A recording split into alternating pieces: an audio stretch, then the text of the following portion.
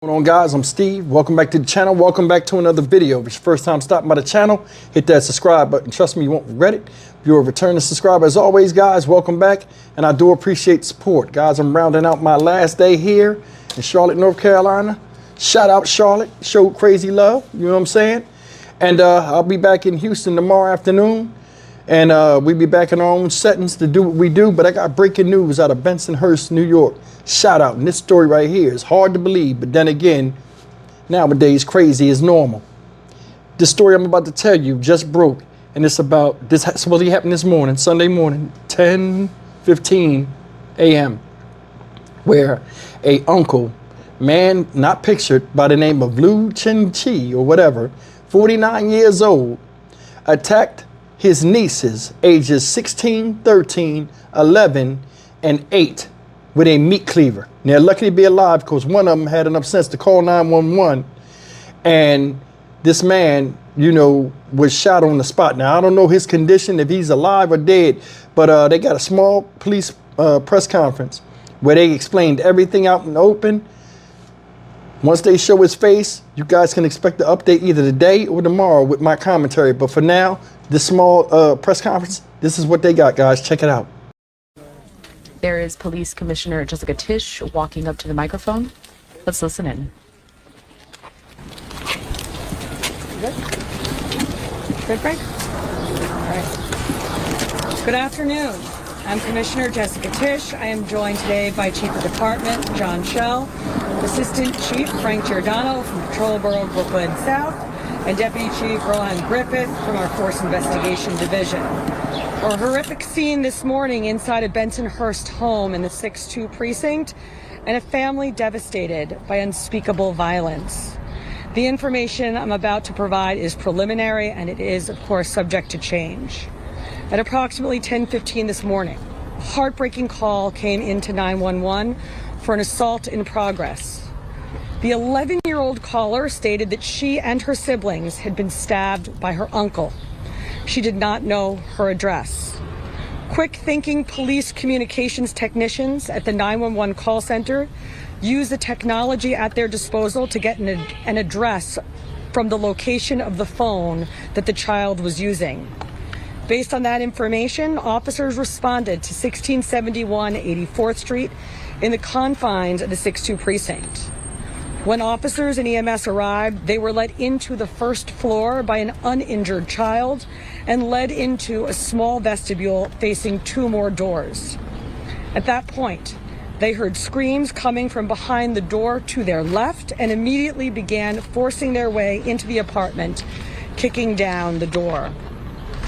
Once they entered, they encountered a man standing near the entrance holding a large meat cleaver covered in blood, and they could see blood on the floor and the walls of the home. The officers ordered the man to drop the weapon several times.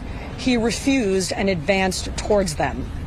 2 officers discharged their firearms, firing 7 total rounds between them and striking the subject, ending the threat. This encounter is captured on body-worn camera video. Inside the apartment, officers found 4 female victims aged 16, 13, 11, and 8. All had serious slash and stab wounds, and responding officers and EMS provided emergency medical care on scene before the victims were removed to Maimonides Hospital. At this time, all 4 children, thank God, are expected to survive, but this could have ended very differently. Officers and EMS arrived at the door within minutes of receiving the 911 call. Their fast, decisive action, pinpointing the location and taking down the door, absolutely saved the lives of these young girls, and I was proud to tell them as much.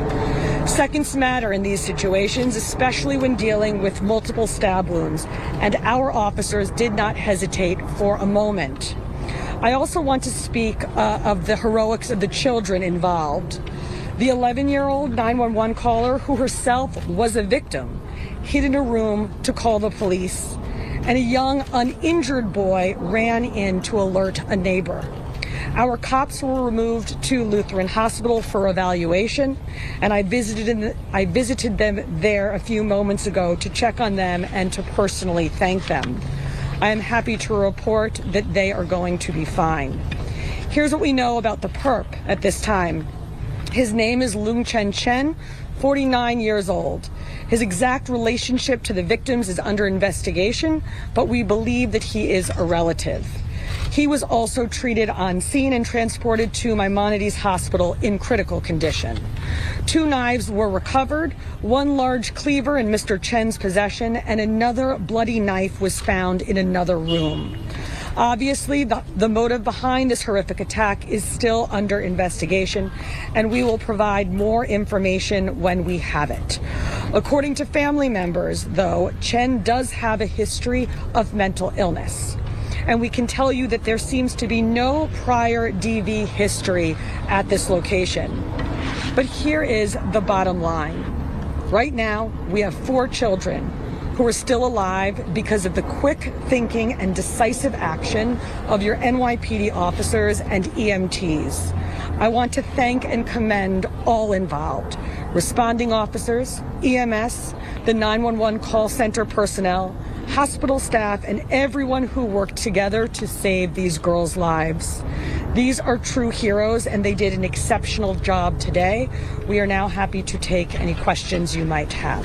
All right, folks, we have time for a few on-campus questions. Eli Marte, 611. You just mentioned that there's some type of mental health illnesses when it comes to the perpetrator. Has any type of resources that you know of been allocated to this home to treat that, or could this be prevented? Any more resources? Right now, there is no history at this home to NYPD of any instance whatsoever. And the information the commissioners provided was provided to us from the family just now. We go to Dean Moses in New York. Was he lived at this location? If he wasn't, do you know why he came to this location? It appears he lived here. As to the motive as to why this happened, other than mental illness, we don't know. Our Force Investigation Division will be going through this the next couple hours to figure this out, in the next couple of days, for that matter. We're going to go to 1071 Monica back.